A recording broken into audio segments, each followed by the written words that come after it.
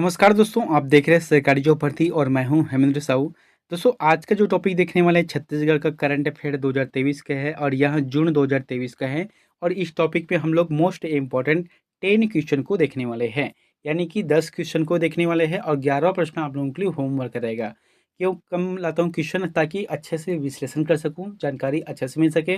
छत्तीसगढ़ का अगर आप न्यूज़ देखते हो कोई भी, जैसे कि हरिभूमि है, नवभारत है, दैनिक भास्कर है, उसमें रोज का 2 से 3 करंट अफेयर मिलेगा ही, है ना? किसी बुक से पढ़ने की ज़रूरत नहीं है, किसी यूट्यूब से देखने की ज़रूरत नहीं है। अगर आप न्यूज़ नियमित रूप से पढ़ रहे हो, न्यूज़पेपर नियमित रूप से पढ़ रहे हो, तो वहाँ से आप लोगों को करंट अफेयर मिल जाएगा।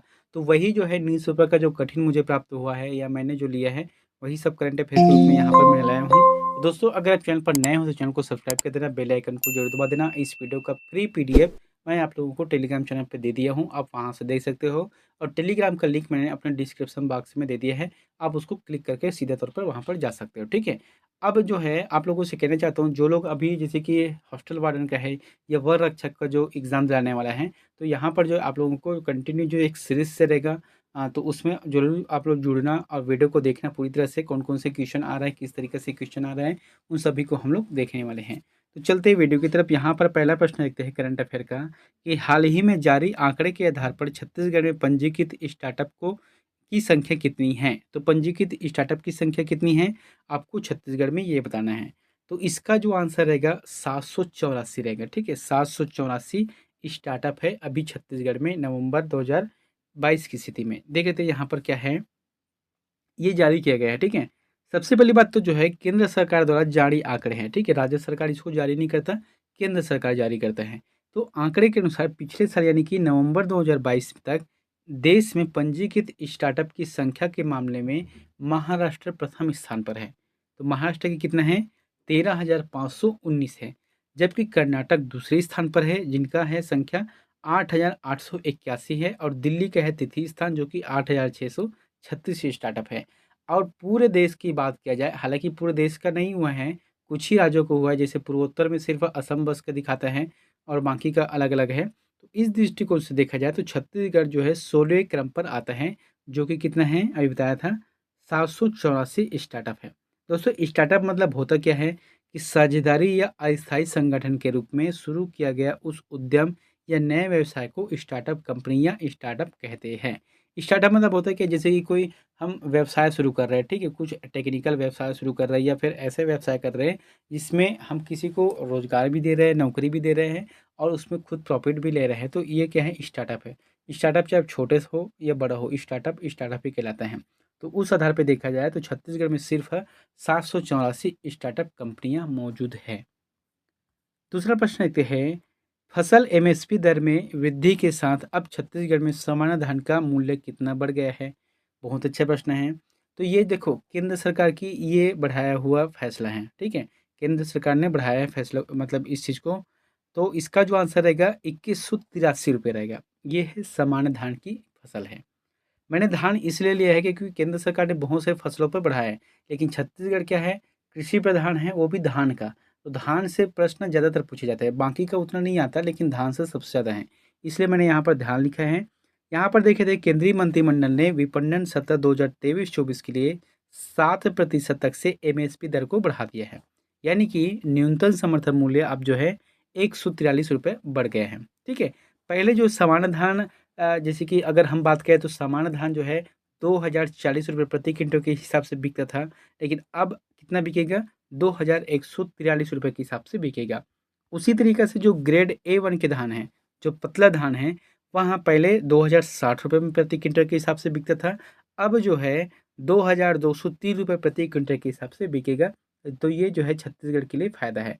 दोस्तों, हालाँकि एमएसपी जो है न्यूनतम समर्थन मूल्य राज्य और केंद्र का रहता है, उसमें केंद्र का जो भागीदारी है वो सबसे ज़्यादा रहता है, राज्य का कम रहता है, ठीक है? तो फिर यहाँ पर जो है 7% एक कृषक के लिए, जो किसानी क्षेत्र में जुड़े हुए हैं, जो धान बेचते हैं, उन लोगों के लिए फ़ायदा है। और इम्पोर्टेंट एक चीज़ और है कि छत्तीसगढ़ सरकार ने पहले 15 कुंटल था, अब उसे 20 कुंटल बढ़ा दिया है, यानी कि प्रति कुंटल 5, यानी कि प्रति एकड़ 5 कुंटल अतिरिक्त किसान धान बेच सकता है। तो ये किसको फ़ायदा हुआ? किसानों को फ़ायदा हुआ, किसानों के हित में गया, ठीक है? यहाँ पर एक चीज़ और मैंने लिखा है कि जो एमएसपी दर बढ़ाया है 10%, उसमें से मूँग का जो सर्वाधिक न्यूनतम मूल्य बढ़ाया है, इनका न्यूनतम समर्थन मूल्य बढ़ा है वहाँ 803 रुपये है, जबकि धान का कितना है 143 रुपये है। ठीक है। तीसरा प्रश्न है, छत्तीसगढ़ के किस कोयला खदान को विश्व की सबसे बड़ी कोयला खदान बनाने जा रही है? तो ये जो है केंद्र सरकार की तरफ से है। केंद्र सरकार की तरफ से आपको ये बताना है कि छत्तीसगढ़ के से कौन सा कोयला खदान है जिसको अगर चालू कर देता है सरकार, हालांकि वो प्रक्रिया चल रहा है, तो वहाँ विश्व का प्रथम उत्पादन के रूप में जाना जाएगा। इसका जो आंसर रहेगा गेवरा खदान, ये रहेगा गेवरा, है ना, यहाँ पर सुधार लेना। गेवरा जो माइंस है उसके लिए है। यहाँ पर देखे थे केंद्र सरकार की मंजूरी मिलने के बाद सालाना लगभग 70 मिलियन टन का रास्ता साफ हो जाएगा। सालाना जो है 70 मिलियन टन का उत्खनन किया जाएगा। उत्पादन की दृष्टि से अभी इंडोनेशिया में कितना है, इंडोनेशिया की जो सगट्टन ओपन कास्ट खदान है, यहाँ दुनिया की सबसे बड़ी खदान है। कहाँ की? इंडोनेशिया की। पूरे विश्व में बात की जाए वहाँ पर जो है लगभग कितना मिलता है, 55 मिलियन टन का उत्पादन किया जाता है, अभी वर्तमान की बात है। जबकि गेवरमा इसमें कितना है, 45 मिलियन टन है। लेकिन केंद्र सरकार की अगर मंजूरी मिल जाता है, कैसे मंजूरी, इसमें क्या है, 2021 में इसके लिए 1475 एकड़ जमीन अधिग्रहण की योजना है। अब ये 75 जो एकड़ है, 1475 एकड़ है, उसमें बहुत से गांव इनडायरेक्ट रूप से प्रभावित होगा और डायरेक्ट रूप से लगभग 6 से 7 गांव प्रभावित होगा, उसको विस्थापित किया जाएगा। ठीक है। तो ये जो है, और खासकर जो पर्यावरण मंत्रालय है उनसे भी परमिशन लेना है। तो यहाँ पर कह सकते हैं कि जो प्रक्रिया है वहाँ चल रही है। अगर ये केंद्र सरकार से पास हो जाता है, लगभग तो पास होगा ही, तो ये जो है विश्व का सबसे ज़्यादा खनन करने वाली जो खदान है वहाँ बन जाएगी। कौन सा है? गेवरा माइंस। और ये कहाँ पर है? कोरबा जिले में है। ठीक है। ये छत्तीसगढ़ के कोरबा जिले में है, स्थित है। अभी वर्तमान में कितना है, 45 मिलियन टन कोयला बाहर निकाला जाता है। अगला है, national institution ranking framework ranking 2023 में राज्य का एकमात्र टॉप 50 में शामिल कॉलेज कौन सा है? आपको ये बताना है कि अभी एक जारी किया गया था, किसके माध्यम से? National institution ranking framework ranking 2023 में राज्य का एकमात्र टॉप 50 में शामिल कौन सा है, कौन सा विश्वविद्यालय है? सही जवाब आ जाएगा अखिल भारतीय आयुर्विज्ञान संस्था एम्स को शामिल किया गया है। दोस्तों यहाँ पर मैंने लिखा भी है कि केंद्र शासन के शिक्षा मंत्रालय द्वारा जारी आंकड़े के आधार पर छत्तीसगढ़ के एम्स ने अपने एकेडमिक स्तर को बेहतर करते हुए, पहले कितना था, 49वें नंबर पर था, लेकिन इस बार जो है 39वें नंबर पर आ गए हैं, यानी कि 10 पैदल का फायदा लिया है। ठीक है। केंद्रीय शिक्षा मंत्री राज्य मंत्री कौन है भी? राजकुमार रंजन सिंह ने आंकड़ा जारी किया है। ठीक है। और इस बार का जो आंकड़ा है वहाँ 13 अलग अलग श्रेणियों पे रैंकिंग किया गया है। तो ओवरऑल अगर देखा जाए तो फिर आईआईटी मद्रास सर्वप्रथम है, आईआईएससी जो कि बेंगलुरु है वहाँ सेकंड स्थान पर है, उसके बाद आईआईटी जो कि दिल्ली है तीसरे स्थान पर है, आईआईटी बॉम्बे चौथे स्थान पर है। ठीक है। तो इस आधार पे देश का पूरे प्राइवेट और सरकारी जो कॉलेज कुल मिलाकर है 8,686 संस्थान रैंकिंग में से शामिल किया गया था। उसमें छत्तीसगढ़ का एम्स है जो कि 39वें नंबर पर है। अगला है पांचवा, राष्ट्रीय रामायण महोत्सव का आयोजन राज्य के किस जिले में प्रारंभ किया गया? बहुत इंपॉर्टेंट है, इस चीज़ से प्रश्न हमेशा बनेगा। देखना, एक क्वेश्चन तो यहाँ से आएगा ही आने वाले जो एग्जाम, उसमें क्या बोला गया है कि छत्तीसगढ़ में जो राष्ट्रीय रामायण महोत्सव का आयोजन किया गया था वहाँ कौन से जिले में किया गया है? सही जवाब आ जाएगा रायगढ़ जिले में किया गया है। यहाँ पर देख लेते हैं कि इनका जो आयोजन है 1 जून से 3 जून 2023 के मध्य किया गया है। और देश के विभिन्न राज्यों के आए कलाकार और साथ में जैसे कि इंडोनेशिया है, कंबोडिया के भी कलाकार आए थे। और इन्होंने जो है यहाँ कलाकार शामिल हुए थे। भगवान राम की जो ननिहाल है, कौन सा है? छत्तीसगढ़ है।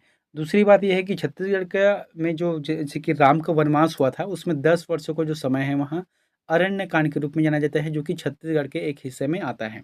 ठीक है। तो जितने भी रामायण पार्टी आए थे, रामायण कलाकार आए थे बाहर से, विदेश से या अपने देश से भी, तो इसमें से सभी लोगों ने अरण्य कांड का जो रामायण है, रामायण में 7 कांड है, तो अरण्य कांड का जो रामायण है इनके बारे में इन्होंने वक्तव्य किया है, राम की महिमा मंडन किया है। तो राम की जो चरित्र है उसके बारे में वर्णन कराया है। अब देखो, ये तीसरे दिन के बाद जो प्रथम स्थान पर कौन आया है? कर्नाटक की टीम प्रथम स्थान पर रही। जो प्रस्तुतिकरण दिया है उस आधार पर देखा जाए तो कर्नाटक की टीम प्रथम स्थान पर रही, जबकि असम की टीम जो है द्वितीय स्थान पर है और तृतीय स्थान पर है झारखंड की टीम, द्वितीय स्थान पर रही है। अगला है, भारतीय रबर मिशन के तहत छत्तीसगढ़ के किस जिले को रबर हब बनाए जाने की बात कही है? छत्तीसगढ़ के कौन से जिले हैं जिसे रबर हब बनाए जाने की बात कही गई है? सही जवाब आ जाएगा बस्तर रहेगा। बस्तर को कहा गया है, इसको चिन्हांकित किया गया है। और इसकी प्रक्रिया भी चल रही है। जैसे कि यहाँ पर क्या है, बस्तर छत्तीसगढ़ का पहला जिला होगा जहाँ पर रबड़ की खेती होगी। रबड़ की खेती के लिए कृषि विद्यालय में तैयारी शुरू कर दी गई है और यहाँ 2 एकड़ में रबड़ की खेती की जाएगी। ये जो प्रारंभ में सिर्फ 2 एकड़ है, यानी कि इसको जो है एक प्रैक्टिकल के तौर पर देखा जा रहा है। अगर ये सफल हो जाता है तो इस प्रोसेस को और आगे बढ़ाया जाएगा। जैसे कि एक होता है ना, खेती करने के लिए, कृषि करने के लिए वातावरण चाहिए, तो यहाँ पर मैंने लिखा भी है कि इनके जो रबड़ की खेती है उसके लिए मिट्टी का जो पीएच मान होना चाहिए 4.5 से 6 होना चाहिए। उसी तरीके से तापमान है 25 से 30 डिग्री के अंतर्गत होना चाहिए और बारिश है यहाँ पर लगभग 150 से 200 मिमी यानी कि मिलीमीटर तक होना ज़रूरी है। और ये जितने भी पैमाना है वहाँ बस्तर ज़िले के अनुकूल होता है। इसलिए जो है केंद्रीय जो संस्थान है उन्होंने चयन किया है बस्तर ज़िले को चयन किया गया है और इसके ज़िले से सिर्फ 2 एकड़ ज़मीन को प्रारंभ के तौर पर देखा जा रहा है। अगर ये सफल होता है तो इस प्रक्रिया को आगे बढ़ाया जाएगा। अगला है, छत्तीसगढ़ में राम वनगमन पथ की कुल लंबाई कितनी है? आपको ये बताना है कि छत्तीसगढ़ में, जैसे कि ये छत्तीसगढ़ हो गया, तो यहाँ से क्या है, कोरिया से लेकर सुकमा तक के बीच में जो चला है, इसकी लंबाई की कुल कितनी है? इसका जो आंसर रहेगा 2260 किलोमीटर है। ये लगभग की श्रेणी में है, ठीक है। मैंने यहाँ पर लिखा है कोरिया से सुकमा तक के कुल राम वनगमन पथ की लंबाई 2260 किलोमीटर है, जिसमें 9 अलग-अलग पड़ाव बनाए गए हैं। 9 अलग-अलग पड़ाव मतलब पूरे 2260 किलोमीटर के बीच में 9 स्थान जो को महत्वपूर्ण ढंग से चिन्हित किया गया है। उसमें से कौन-कौन से, जैसे कि सीतामढ़ी हरचौका है जो कि कोरिया जिले से है, रामगढ़ है जो कि अंबिकापुर है, शिवनारायण जो कि जांजगीर चांपा है, फिर उससे नीचे आ जाता है तुरतुरिया जो कि बलौदाबाजार में है, फिर आता है चंद्रखुरी जो कि रायपुर जिले में, फिर राजिम गरियाबंद है, सिहावा सप्तऋषि आश्रम जो कि धमतरी में है, फिर आता है जगदलपुर जो कि बस्तर है और एक लास्ट का रामाराम सुकमा जो कि सुकमा जिले में है, ठीक है। तो कुल मिलाकर 9 ऐसे पड़ाव हैं जो कि पौराणिक कथाओं के आधार पर जीवंतता के केंद्र हैं, यानी कि अभी भी वहाँ पर साक्ष्य मौजूद हैं, ठीक है। और इसके अलावा जो है आपको 75 स्थानों पर और चिन्हित किया गया है, लेकिन ये सिर्फ एक सर्किट के तौर पर है, पर्यटन स्थल के रूप में, पर्यटन सर्किट के तौर पर इसको चिन्हित किया गया है और इसे जो है 9 स्थानों के अनुसार जोड़ा जाएगा। अगला है, हाल ही में जारी आंकड़ों के आधार पर एनीमिया मुक्त छत्तीसगढ़ देश में कौन से स्थान पर है? तो एनीमिया मुक्त छत्तीसगढ़ देश में कौन से स्थान पर है आपको बताना है? तृतीय स्थान पर है, तृतीय स्थान पर है। अगर छत्तीसगढ़ में देखा जाए तो फिर आईएफए सप्लीमेंटेशन का ओवरऑल स्कोर है 83.6% है। और देखो ये जो है छत्तीसगढ़ जो है, अगर हम कह सकते हैं एनीमिया मुक्त होने वाला है या उसी के क्रम में है, तीसरे स्थान पर है, इसका मतलब बेहतर पोजीशन में है। और ये ज़्यादातर है मुख्यमंत्री सुपोषण अभियान के तहत, क्योंकि इसके में स्कूल के माध्यम से या आंगनबाड़ी के माध्यम से गर्भवती महिला है या महिलाओं को, खासकर से महिलाओं को जो कि एनीमिया रोग से ज़्यादातर ग्रसित रहती है, इन लोगों को सुपोषण भोजन दिया जाता है या पोषण युक्त भोजन दिया जाता है। इसलिए हम कह सकते हैं कि मुख्यमंत्री सुपोषण योजना का अभियान है वहाँ बड़ी सफलता इसमें दिलाया है। और एनीमिया दूर करने अलग-अलग आयु वर्ग के बच्चों, किशोरों, किशोरियों में गर्भवती और शिशुवती माताओं, महिलाओं को दी जा रही है आईएएफ सप्लीमेंटेशन। तो ठीक है, इस तरीके से छत्तीसगढ़ जो है तीसरे स्थान पर है एनीमिया मुक्त के ओर में। अगला है, दिव्यांगता जनगणना करने वाला देश का पहला राज्य कौन सा है? बहुत ही इंपॉर्टेंट है। अभी तक देश में कभी हुआ ही नहीं, लेकिन अब इस बार जो है हुआ है और करने वाला कौन है? छत्तीसगढ़ है, ठीक है, अपना छत्तीसगढ़। तो दिव्यांगता जनगणना करने वाला देश का पहला राज्य कौन सा है? छत्तीसगढ़ है। इसके आधार पर है, इस जनगणना में 21 प्रकार की दिव्यांगता पर दिव्यांगों की गणना हुई है। जबकि 2011 में जब जनगणना हुआ था उसमें 7 प्रकार से दिया गया था, लेकिन इस बार कितना है? 21 है। और प्रदेश में दिव्यांगों की संख्या अभी वर्तमान में देखा जाए तो 1.46 लाख से बढ़कर 7 लाख हो गई है, यानी कि अभी छत्तीसगढ़ का जो जनसंख्या है उसके आधार पर जो है 7,70,000 जनसंख्या यहाँ पर दिव्यांग हैं। प्रथम स्थान पर देखा जाए तो जांजगीर चांपा है जहाँ पर 56,200 है। द्वितीय स्थान पर बिलासपुर है जो कि 54,420 है, जबकि सबसे कम स्थान पर देखा जाए तो फिर 3,730 रहेगा दिव्यांगों की संख्या है। और इसका जो डाटा है उसे निर्वाचन आयोग ने डेटा को मंगा है, क्योंकि इलेक्शन के समय ये काम आ जाएगा। अगला है, हाल ही में जारी आंकड़ों के आधार पर छत्तीसगढ़ में हाथियों की संख्या लगभग कितनी बताई गई है? छत्तीसगढ़ में हाथियों की संख्या कितनी है लगभग में? सही जवाब आ जाएगा 300 रहेगा, क्योंकि अभी भी जो बहुत हाथियों का प्रभाव दिखने को मिल रहा है। जैसे कि यहाँ पर मैंने लिखा हूँ कि 296 लोग हाथी के साथ हाथी मानव द्वंद्व में मारे गए हैं।